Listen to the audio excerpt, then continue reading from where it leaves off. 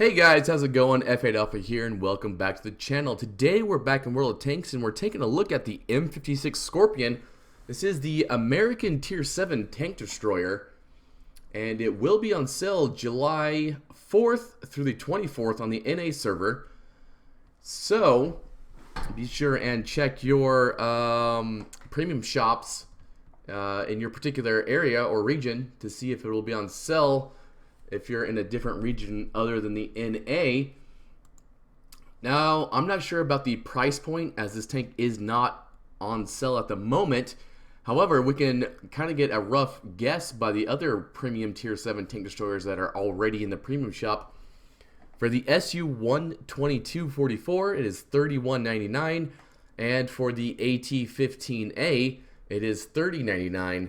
So I'm guessing this tank will probably be somewhere between $30 and $35 for the cheapest bundle, and obviously it will go up from there. Now, what are you going to get for this particular tank for this particular price? I set up a comparison here so we can go ahead and get an idea of what this tank's all about. I will be comparing the Scorpion to the Steyr Waffenträger and to the SU-122-44. Now, a quick note is that the SU-122-44 is available right now in the premium shop, and it's pretty much available like year-round. It's not a special event premium tank. So let's go ahead and get into it here. We're going to start off with DPM.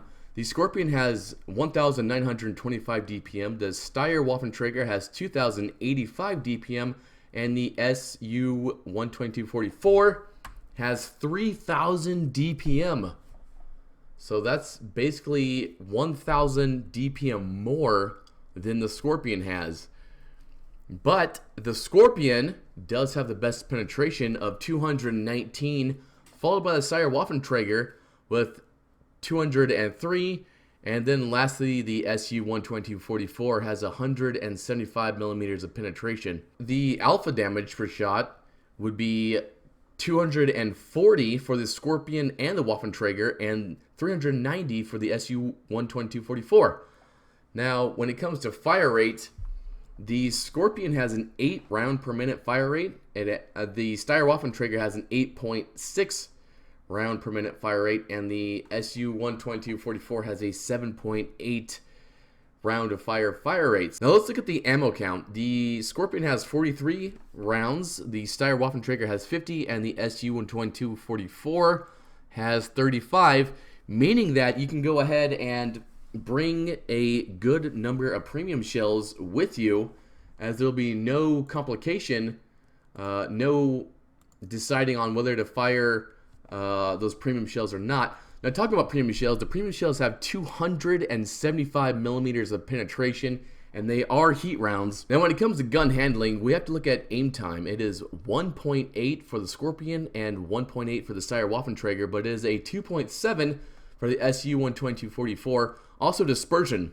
The dispersion, or accuracy, of the Scorpion and the Steyr Waffenträger are the same at 0.32, which is very good.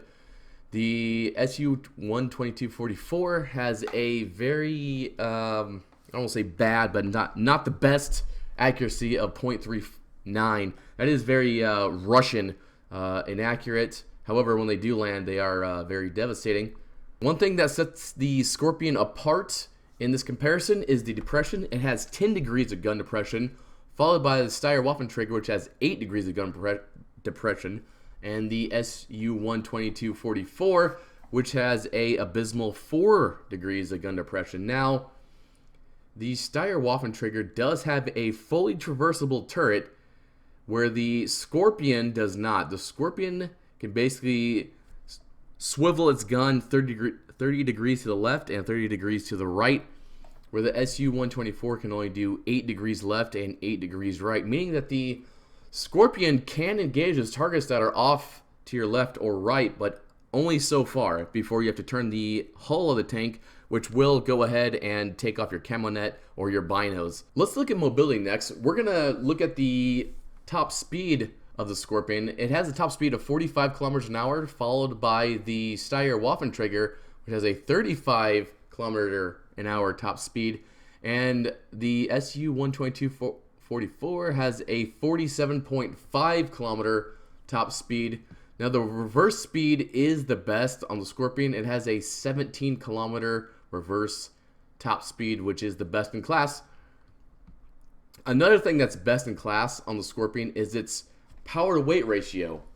This tank has a 28 power to weight ratio, meaning that you can climb those hills, get up those ridges, and put that 10 degrees of gun depression to use on your enemies. The tank weighs 7 tons, meaning that if you ram or you get rammed by almost any tank in the game, you will come out the loser in that fight. Now let's go ahead and look at the armor on this tank and the hit points. The armor on this tank is 1 millimeter all the way around, except for the gun mantlet, which is 5 millimeters. What this means is basically any shell or any HE shell is going to absolutely decimate this tank. HE is going to be particularly effective, which is how you would counter these Scorpions. So if you see one out there, load that HE shell, wait for them to pop up, and fire at them, and you'll see a very, very solid roll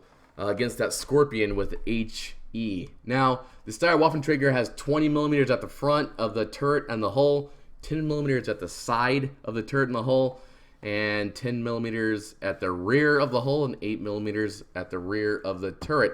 Now, the SU-124 has 90 millimeters at the front of the hull, 75 at the side, and 45 at the rear, making it a much more durable tank. Also, it's angled, so if you are to angle that incoming shot off of your armor, there's a decent chance you will be able to bounce it depending on what's firing at you. Now, when it comes to hit points, the SU-124 has the highest hit points.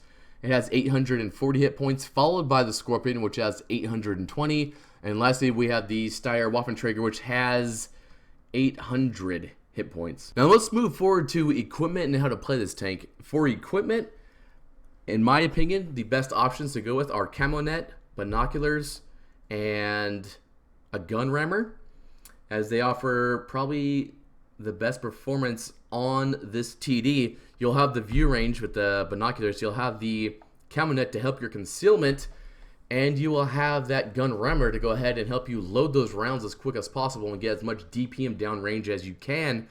Now, as far as playing this tank goes, this is 100% a pure sniper, 1 millimeter of armor on it. So basically what you're going to do is either find a bush or stay out of view range and go ahead and engage those enemies once your team has lit them up. That's how you play this tank. This tank is not anywhere near a frontline brawler. If you're looking for that, I would say go with the SU-122-44 or the AT-15A. Those have a lot more armor and can take the hits much, much better and much more reliably than this Scorpion can or the Waffenträger can. My personal thoughts about this tank, it's a very fast tank. It can get in position fairly quickly. You can climb those hills and get to the top quickly. However, when you get there, you have to be careful that you're out of view range of the enemies or you're behind a bush, because once you get spotted, this tank does not take hits very well. Obviously, with that 1 millimeter of armor, this is not really your friend, especially if the enemy tank is firing HE at you. Now, with that said, this tank is very, very reliant on the team. You will not be leading the charge in this, meaning that you have to sit back and let the team do the spotting for you and then take those shots. But what this also means is that you can use the concealment and use your binoculars to your advantage. Say if you're on a one-on-one situation at the end of a battle, you can basically hide in a bush and use your good concealment rating and your binos to go ahead and light up that tank that's trying to hunt you down.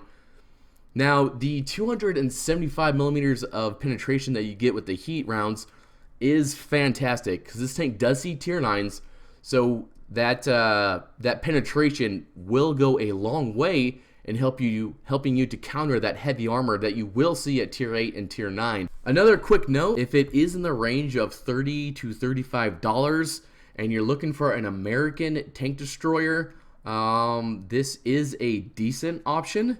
Obviously, like I said earlier, it is super lightly armored, but it is fast, making it a decent option. But with that said, guys, that's my comparison. That's my review on the Scorpion. I am F8 Alpha, and I will catch you guys next time.